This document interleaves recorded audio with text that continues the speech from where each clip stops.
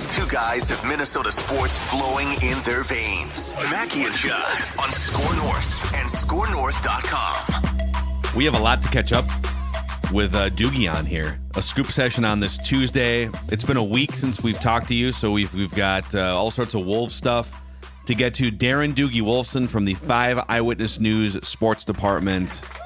You can find him on Twitter/X at DWolfsonKSTP. Doogie, Cam Akers coming off his second torn Achilles. He's been sort of rehabbing it at the at training house, I guess, adjacent to the Vikings facility. But looks like the personnel transaction wires have spoiled something here for all of us on this Tuesday scoop session. What can you tell us about Cam Akers? That is absolutely correct. Hello, Phil. Hello, Judd. Hello, Declan. Phil, I hope Vegas treated you very, very well, or at least well. It's a good to hear. Yes. So if you go to ESPN.com, the Vikings transactions page. Now, if you go to CBSSports.com or NFL.com, it's not listed. So this is just unique to the ESPN Vikings transactions page, but it lists as of July 2nd. I appreciate a social media friend pointing this out to me. I then followed up with somebody close to Cam. So listed on that ESPN Vikings transactions page is, as of July 2nd, pending a physical, which in the case of Cam Akers is a big deal, it says Cam Akers has agreed to terms with the Vikings. So that screenshot was sent to me via social media, a direct message. I then followed up with somebody close to Cam, and I will read verbatim what this person told me the other day. Let me see if I can find it. Can I multitask? That is correct.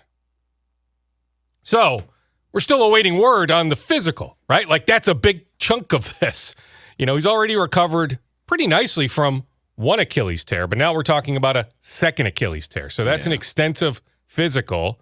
But yes, all signs point to, this is something I alluded to in this space going back a handful of weeks, that Cam has been rehabbing with Mo Ibrahim, with Ade Murkey, the former Sacramento King from St. Croix Lutheran High School, over at Training House in Eagan, that he has remained in town a good chunk of the offseason, that he always had in his mind he was going to be back with the Vikings. You look at the Vikings running back depth chart, yes, I think Aaron Jones still has at least one good year in him.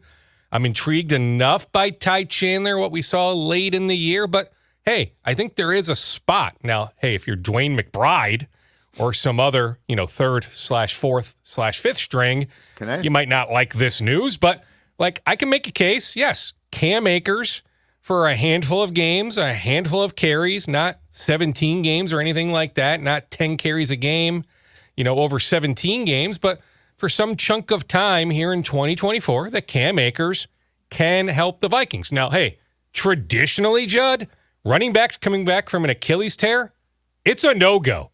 Like, there are not many examples of a guy bouncing back from one Achilles tear, let alone two. But the fact that Cam Akers had a couple moments last year coming back from that first Achilles tear, hey, I'm not one that will bet against him. So we are waiting on how this physical ends up going, or whenever it takes place. Presumably, I would think this week. Maybe they took a little bit of a break over the holiday weekend. But yes, all signs going back many weeks have pointed to Cam Akers being back in a Vikings uniform. I wonder too if he might be a candidate, at least, to be in the mix on kickoff returns now, because that's going to be far more of a running back like play. It's not going to be what we and you're not going to use a starter there, right? But the mix, it's going to be, when we do see this, it's going to be really interesting, because I think you're going to have two guys back, and to see how they try and mix and match that. I have to think a running back could be a candidate for at least one of those spots, which means Kane, I think, is going to be a definite candidate, but Akers provides competition, because my guess is that you're going to want to protect Jones and Chandler a little bit here. So like there's a whole different world now, because it's gone from the kickoff being essentially gone from the game now to being an integral part, which I absolutely love, but it's also going to call for probably a different personnel approach. And I wonder if Cam is at least a candidate to get in on that. That's interesting. I think maybe more so Chandler, not Akers. Certainly Wongwu. Like, Wongwu went from maybe question mark pre this rule change to like absolute lock, right? Like Kane has to be one of those guys back there. I still wonder about Brandon Powell. Could they make a move eventually? Like, I haven't ruled this out, a move for another receiver. So, like, in this moment, now maybe it's Jalen Naylor, but in this moment, Brandon Powell, wide receiver 3. But do they make a move at some point in August to bring in somebody that the optics would suggest is above Brandon on the depth chart? So then going back to how Brandon was used, heck, at the University of Florida, I wonder if Brandon Powell could be one of those guys back there. Yeah, be interesting. Training camp here in just a few weeks. There's a ton of Wolf stuff to get to. Any other Vikings things, just any news? I mean, the Kyrie Jackson thing lingers over everything right now. We did 2 Purple Daily episodes on it. I don't know that there's much more information, but any other Vikings-related things before we transition to Timberwolves, Dukes? Absolute tragedy. I mean, I don't know what else there is to say about that situation, and there is no easy segue, but it's so unfortunate. So many people in TCO Performance Center just being around Kyrie, pre-draft, but certainly after they had him in the building, May into June, just really loved the young man. Felt like, hey, like he had turned a corner, personal life, but then on the field, like he was going to play a good amount this year. Like just his skill set just fit what Brian Flores wants in a cornerback. So an absolute tragedy. I will tell you, there's been a few Vikings working out at an East Metro high school, including J.J. McCarthy. So how about J.J. McCarthy throwing to Adam Thielen? So Adam is back in town, although this week Adam is in Lake Tahoe. I think it's one of those celebrity golf classics. But there's a few Vikings training at an East Metro high school. And hey, Carolina Panther, Adam Thielen, but J.J. McCarthy spending a good chunk of this 5 to 6 week break, the runway to training camp here later this month, spending a good chunk of time here in the Twin Cities, over at TCO, certainly getting in some work, but also throwing over at this East Metro High School. But I find it interesting that he's been throwing to Adam Thielen. I have a source, by the way, I'm going to break some news here, that tells me J.J. McCarthy was at the Detroit airport this morning.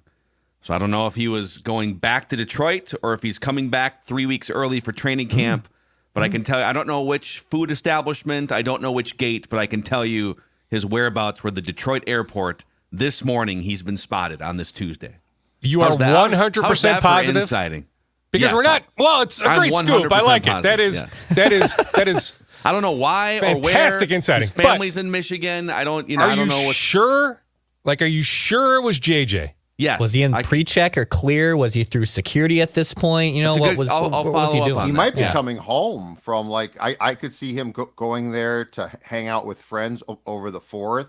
That would be my guess. I don't know, right? Home. It's the scoop session here, so I should have the answer on this. But I just in this case, I don't. But yes, to me, it makes sense that over the holiday weekend, he went to go visit some friends in Ann Arbor or surrounding area. Right now, he is coming back here to continue getting in work, whether it's at TCO or at this East Metro High School. I just out-scooped Doogie right there. I'm like Anthony Edwards against that Utah Jazz player right now, just rising up.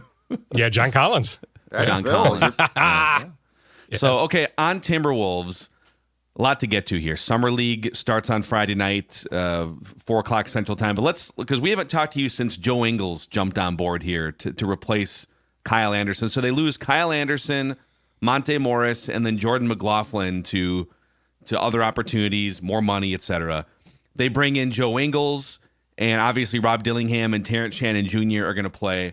So just let's go back a week. Starting with Joe Ingles, your thoughts on him coming in, 37 years old. He's got the dad bod. He's got the YMCA sort of, jump shot, trying to hang on to NBA life. We stumped for this on Flagrant Howls. I love this signing. 12 minutes a game, shoot some threes in the corner, make some plays. Your thoughts on Joe Ingles, and what did you hear about that process, Dukes? Well, this is something that Tim Connolly, others in the Wolves front office stumped for a year ago. But Orlando came in with a monster financial offer, blew Joe out of the water. Joe said, okay, Minnesota, thank you, but I'm choosing to go to Orlando. But this is something the Wolves wanted to make happen a year ago. Now, when the season starts in October, Joe will be 37 years old. Yes, I'm with you, Phil. It's not like 25 minutes a night or even 22 minutes a night, maybe on occasion, but we're talking more like 12 to 15 minutes a night. But in terms of basketball IQ, making the right play, making the right pass, leadership, yes, knocking down a three-point shot, chemistry with not only Mike Conley and Rudy Gobert from their time in Utah, but he also played in Utah with Nickeil Alexander-Walker. So there are some established relationships already in place. For the veteran minimum, now, hey, with Joe having double-digit years of service time, we're talking about, cash in his pocket over $3 million, but for the Wolves, the cap hit is less than that. So to get him at the minimum, yes, win. Now, hey, they were open-minded to many guys, like Doug McDermott.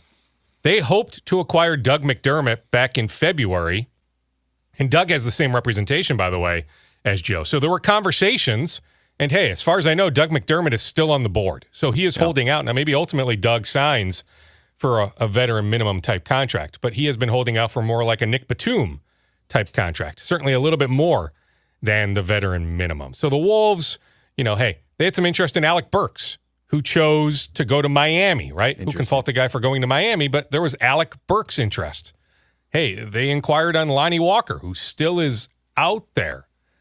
So they tried on a bunch of different guys, but Joe Ingles instantly said, hey, I'm in at the veteran minimum. So, hey, good signing. Now, PJ Dozier, I am awaiting word from the NBA once that contract is filed. He has not officially put pen to paper. That contract has not been filed.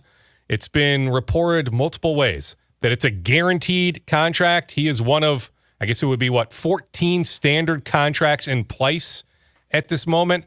Others have said, no, it's not quite that. So until I say anything right now, I'm awaiting word from a few people I know out in New York once that contract is filed. Luka Garza did sign a standard contract. So good for him, right? He's been in the league now multiple years. He has transformed his body. He is in phenomenal shape. To me, he has earned a standard NBA contract, but it was initially reported as a 2-year deal. Know this, though. This was not initially reported. The second year is a team option. So he only has the guarantee for the 24-25 season. The 25-26 season to be determined. On Kyle Anderson, yes, there was genuine interest in a reunion, but the Wolves were trying to get him at many million less than he got in Golden State. Now, that third year is a team option, so I know it's been framed as a 3-year, $27 million deal, more like 2 years, $18 million. But the Wolves were not touching that. So, hey, good for Kyle getting a pretty good payday to be a Warrior. On Monte Morris, more about opportunity. They lose, the Suns do, Eric Gordon, who the Wolves, by the way, did not have interest in. Eric Gordon now going to Philly. I thought maybe the Wolves would, just based on Conley's relationship with Gordon, but Gordon goes to Philly. The Wolves were not involved on Gordon, but Phoenix loses Eric Gordon. So Monte Morris, in many ways, is going to fill that role. Just more of an opportunity. When you're Monte's representation, you see the Wolves make the move on Rob Dillingham. By the way, on the Dillingham move, it makes a little bit more sense now with the Spurs acquiring Harrison Barnes. So the Spurs bring in Barnes. If they had kept that 8th pick, that move would not have been able to go through. So essentially, them moving off the 8th pick allowed them to bring in a starter in Harrison Barnes. So it makes a little bit more sense. I still think, okay, fine, Spurs, you're trading the 8th pick. I still think there was a better offer out there, so I'm still shocked they accepted the Wolves offer. But now it makes a touch more sense. But if you're Monte's representation, you saw more of an opportunity in Phoenix. And Jordan McLaughlin, great guy. From a personal standpoint, going to miss him greatly. This was more about opportunity, that he feels like he'll have more of an opportunity to play in Sacramento compared to here. That's why I said a couple weeks ago, all signs pointed to Jordan McLaughlin being an ex-Wolf, because he didn't look at it. You go back to the playoffs late in the season. I thought there were some opportunities for Chris Finch to play Jordan McLaughlin. He chose not to. Jordan was looking for more of an opportunity. Speaking of contracts, Dukes, Conley was quoted recently. I think it was the Star Tribune, but it might have been a press conference type of setting. on Gobert, who's got a year left on his contract and then a player option or an option of some sort. And Conley was quoted as saying, we want him here for the long term, basically alluded to an extension. What can you tell us about that? And what do we know about, the plans? Because it's not like he's a young man at this point, about the Wolves' plan for Gobert into the future. Not a young man, but much like Luka Garza, Rudy Gobert in phenomenal shape. Sure. Like, how much body fat does Rudy Gobert have? To me, that body is going to be okay for, like, big-time minutes for at least another 3 to 4 years. Like, he keeps himself in phenomenal shape. So, yeah, I mean, it's something I alluded to a handful of weeks ago. Mutual interest. As far as I can tell, Judd, nothing is off the ground quite yet. So, yeah, Rudy has this 24-25 season, then after the 24-25 season, a player option at a really, really big number. I don't have that specific number in front of me, but it is a very big number. So the idea would be, yes, Tim is being genuine about that. This isn't journalism 101. Why is this person lying to me? I take Tim at face value. He wants Rudy to finish his career in a Wolves uniform. Now, hey, will Tim be here if Rudy ends up finishing his career in a Wolves uniform? That's another conversation. But Tim does want Rudy here for the long haul. So the idea would be to lower the number for, I guess it would be, the 25-26 season. And if you're Rudy, you then have long-term security. If you feel like, hey, I really like it here, which he does, hey, this team should be pretty good for the next handful of years, so I have a chance to win. Yes, why not help the organization to some extent? But I'll also secure, my personal financial situation until my age 34 or 35 season, along those lines. So Rudy gets long-term security. The Wolves can lower that cap hit, especially with that 25-26 number. Yeah. By the way, this roster is really intriguing. I think we can debate, if they have to and they should play some of these young guys, especially Dillingham, Terrence Shannon Jr. We'll see what Leonard Miller and Josh Minott look like in Summer League here starting Friday. So, like, short term, I don't expect them to just pick up where last year's team left off that was fully honed and going to the Western Conference Finals. But your second unit on paper right now looks like it's going to be Naz Reid, Nickeil Alexander-Walker, Joe Ingles, Rob Dillingham, Terrence Shannon Jr., and then maybe Leonard Miller took a big jump in the G League in a lot of different categories last year. Josh Minott is just a bolt of energy and up and down, right? Jalen Clark was the defensive player of the year in college basketball a year ago before he tears the Achilles. He's fully cleared now for Summer League. So I don't know. I mean, it's going to take some time for some of these young guys to figure it out. And Chris Finch has to be patient, Doogie. But do you think this roster is better or worse than it was like 2 weeks ago on paper, if you give them a couple months to sort of gel in the regular season? Can you promise me that Rob Dillingham is Bones Highland? Bones' rookie year in minimum, Denver, second team all-rookie. Can you promise that to me? I can't fully promise you, but I can. Yeah, I don't think you can fully promise that to me. So I will say worse. Now, not significantly worse, but I will say worse. And I get it. Kyle Anderson's shooting numbers stunk. There is something to be said.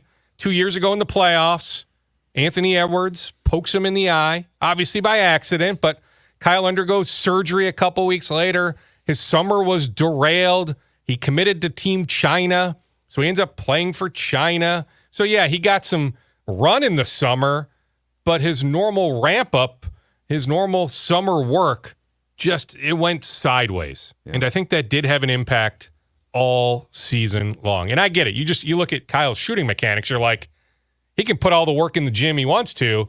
With that shot, like, how can you make enough? But he did 2 years ago. Look at Kyle's numbers. I don't have them in front of me, but his shooting numbers for the 22-23 season were pretty darn good. Mm-hmm. I think you're going to miss Kyle Anderson. Now, hey, you can make the case Joe Ingles from an offensive standpoint. That's an upgrade. All right, defensively, not so much. But I just think the total package of what Kyle Anderson brought is going to be missed enough that my answer in the moment is slightly worse. But if you can promise me Dillingham is going to be Bones Highland from Bones' rookie year in Denver, you can sell me on about the same, if not better. Plus, is there potentially another move coming? Like I mentioned, interest in Lonnie Walker. I do want to hear these PJ Dozier terms. Like, is it a guaranteed contract? You could still bring in a 15th contract. Heck, you could bring in a bunch of contracts right now. It's not like, you're capped at 15 right this moment. You have to be at 15 later in the season, but heck, you could have up to 18 or 20 right now if you want to. But so you're is there pretty potentially... Yeah, you're pretty set, but I'm just wondering if there's another potential move, not a big move, but maybe somebody that is like the 9th man, 10th man that helps enough. Somebody like a Lonnie Walker. Dukes, not Tyus, by the way, though, because I keep hearing that, Phil. Like people asking, what about Tyus Jones? Tyus is still out there. And hey, it's odd to me. Gary Trent Jr. is still out there, right? 2 guys I covered in high school at Apple Valley. Like, it's surprising to me that we're talking here on July 9th that Tyus Jones is still available, that Gary Trent Jr.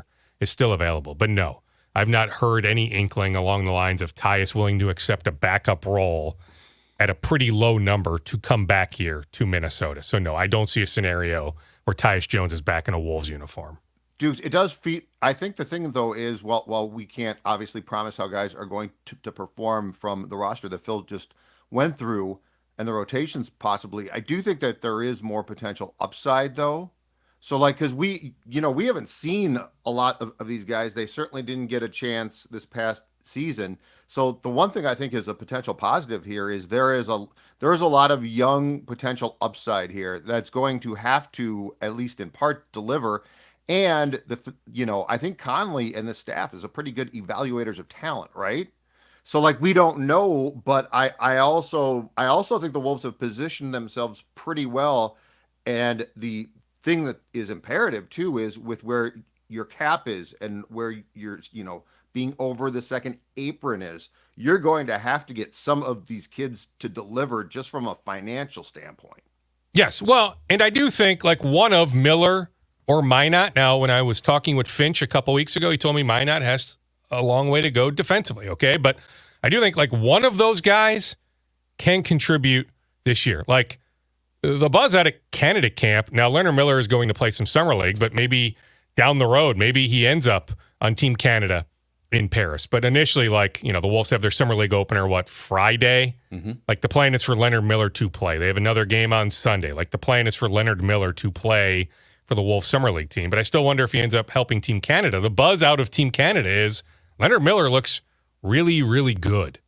Even Jalen Clark, like I was over at Mayo Clinic Square on Monday, I had a chance to speak with Jalen. Yeah, I mean, you talk about the defensive prowess. Now, the shot has a long way to go. He has worked on his shot. So his shot today is actually better than it was 18 months ago at UCLA. But the shot still has a long way to go. But on defense, I think Jalen Clark has a chance. By the way, he was fully cleared like mid to late April. So I know the Wolves put something out this week, but he's been cleared for a while. But I still think there's enough intrigue with Jalen Clark. One leftover Luka Garza note, he changed representation. So it was a new agency, Priority Sports, who negotiated this guaranteed contract with the Wolves. Yeah. Hey, we'll get to the rest of Doogie's scoop bag here in just a moment. But on the Score North app right now, we are giving away 5 pair of tickets to hang out with at least, I think, me and Declan. I don't know if we're dragging Judd to this or not. I was not asked. Monday Night Raw. You weren't even asked. No, I wasn't even asked. Very hurtful. Monday Night Raw at the XL Energy Center. Monday, July 29th on the road to SummerSlam. Oh, yeah. Myself, Declan, our guy Ross Brendel are going to be in there hanging out with 10 listeners. 5 pair of tickets. Here's how you can register to win. Score North app. If you don't have it, it's free to download.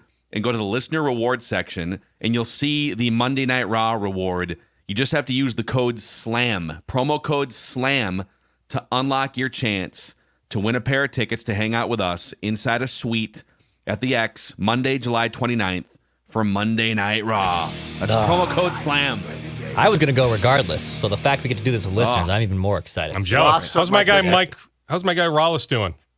Yeah, he's been out of the WWE for like a year now. Oh, has he? He's Okay, doing nice like to me his to pay own, attention. Yeah, his own personal training Roscoe, stuff. you stole my ticket. That's what happened. By the way, last time Declan and I went You'll to be busy at Vikings camp.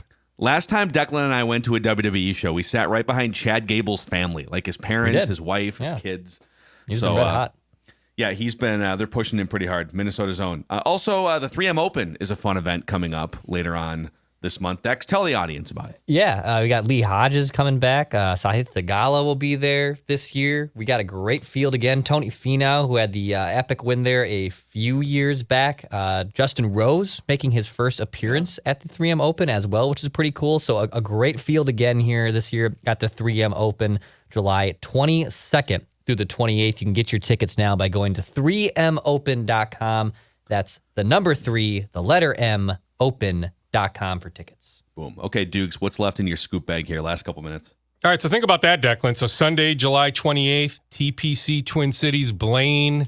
You're having a blast celebrating, whether it's Lee Hodges defending that championship, or maybe it's Justin Rose or any number of other participants. I'll be rooting for my guys. Gunnar Broyne hopefully gets a sponsor exemption, or potentially Frankie Sappin should get a sponsor exemption. So I'll be rooting for one of the local guys. But hey, it'll segue right into Monday Night Raw. So think about that 2-day stretch. July 28, TPC Twin Cities. Then July 29, Raw. All right, Phil. So we've got Brock Stewart back with the Twins post All-Star break. So he'll pitch tonight in Louisville for the Saints. All goes well. He's been sidelined since early May. Last pitched in a game for the Twins was a May 1st, Declan, then placed on the injured list May 3rd. It's like a trade. Yeah. So, it'll be framed like that. But anyway, that is good news. So he should be back. Is the All-Star break now 5 days, Declan? Do the Twins actually not resume play until July 20th? Yeah, the Twins don't resume play until Saturday against Milwaukee. So they will be off for 6 days. They'll play on Sunday against San Francisco. They'll pause, and then they will not be playing again until Saturday back at home against Milwaukee. Got it. So Brock Stewart should be back in the Twins bullpen the weekend of July 20th. Royce Lewis also progressing well. So there are no signs, Declan, unless you can add some insight to this, there are no signs that this is some sort of long-term injury. I know it's frustrating, the adductor injury. Okay, it's just another core muscle type injury. Why do these keep happening to Royce Lewis? We can certainly ask some questions about that. But in terms of getting him back on the field, I don't think we're talking, August 20th or something like that. No, I mean, I noticed a minor limp in the clubhouse on the day Brooks Lee got called up. So that was about the day he got obviously physically placed on the injured list. Wasn't able to catch up with him, but I do know that the plan was to reevaluate him, just kind of like they did with the quad strain by the time the All-Star break ends and they're back here. So I think by the Monday after the All-Star break, so once they wrap up that Milwaukee series, I'd be surprised if we didn't at least have an update on the timeline of his return to play. Absolutely. Speaking of Brooks Lee, had a nice conversation last Thursday, July 4th at Target Field with Larry Lee, the head coach at Cal Poly, Brooks' dad, and Liz Lee, Brooks' mom. Very emotional for the parents. I mean, heck, yes, maybe they knew when your son is the 8th overall pick in the draft a couple of years ago, it's just about inevitable that he's going to reach the big leagues, but still in the moment, very, very emotional. They ended up sleeping at LAX, so they live in San Luis Obispo, which is like 3.5 hours from Los Angeles. I'm not even quite sure what the biggest city is near San Luis Obispo. Maybe it's Fresno, but and it's a pretty big community, but still, it was an effort for them to get from the county airport in San Luis Obispo to LAX on Wednesday night. They ended up sleeping at LAX on Wednesday night to catch an early Thursday flight here to the Twin Cities. They ended up missing Brooks' first 2 at-bats on Thursday because they hadn't showered. So they're like, we need to get to the hotel, shower, change. Then they made it over to Target Field, middle of the game on Thursday. And they got word too late on Wednesday to be able to make it on Wednesday night. It was impossible. But how about Brooks again last night? I mean, I had a nice conversation. How about this for a name drop with Paul Molitor, the Hall of Famer, last Wednesday at Target Field, working on some Joe Mauer stuff heading into Sunday, July 21st, his induction into Cooperstown. So I caught up with Molly. But, hey, I turned the corner after some Mauer dialogue on Brooks Lee. Molly ends up walking in the clubhouse on Wednesday, 6:15, to go say hi to Brooks. Brooks was shaving. He said Brooks told him he had to look good for his Major League debut last Wednesday night. But Molitor and Brooks have become close. They were together at some clinic in December. And Brooks was blown away. Molly's like, here's my cell phone number. Text me, call me anytime you want. And Brooks, Molly told me, was just blown away that he had Paul Molitor's cell phone number. So Molly is a big fan of Brooks. And hey, last night, like, how about that righty swing? Like, because you only get so many righty at-bats. I get it, switch hitter, but like for every 4 at-bats from the left side, it's like 1 at-bat from the right side. That righty swing last night from Brooks Lee looks pretty darn good. Bold statement. Ready? Write this down. Brooks Lee, maybe you guys already did this. Brooks Lee will never play another game in the minor leagues. Or if he does, it's a rehab assignment. Okay, but I was going to say, yeah. he's not going down to the minor leagues. Write this down. Yeah. Do you think he's going to be the first rookie to hit 500 in his first full season? I think he has a hit in every game so far, right? Doesn't he have a hit in every single game? Yes, he does. I don't know if it was Sean Aronson who was Does he have on an the- RBI in every game? It's something like that. Sean and Gladden said yesterday, I think he's the first. He had the opportunity to be the first guy since Terry Tiffy to homer Tiffy. from both sides of the plate, I think, in his first 10 games. If he does it. If he does, Terry yeah, Tiffy went on to a long, illustrious great career. career, Brooks Lee's gonna follow in his great footsteps. comp for Brooks Lee. Yep. Terry Tiffy, one of the great quad A players in baseball Yes, history. yes. So, all right, Dukes, we got to run to Him Patrick and Luke Royce. Hughes. Absolutely. Hughes, See you, boys. I'm off to Wild Prospects Camp. You know me, Mr. Hockey in July. Awesome, man. No one loves All right, puck see ya. like you. By the way, real Thanks, quick Dukes. before we go, hey, Burnsville Heating is offering up, if you're looking for a career change, if you're looking for a new job, maybe you're a recent high school graduate, you're just sort of up in the air. Well, Burnsville Heating and Air is offering not only full-time jobs with all sorts of benefits, they're offering up to a $2,000 sign-on bonus as well. Full-time, year-round work with lots of overtime opportunities all over the Twin Cities, so you can work close to home if you want to, and a comprehensive benefits package that includes a 401k with a 4% employer contribution, health, dental, vision, life insurance, paid time off. To find out more information, you can apply now at burnsvilleheating.com and click careers. That's burnsvilleheating.com and click careers. That was your scoop session here. Darren, Doogie Wolfson. We'll see you guys tomorrow for Write That Down on Mackey and Judd.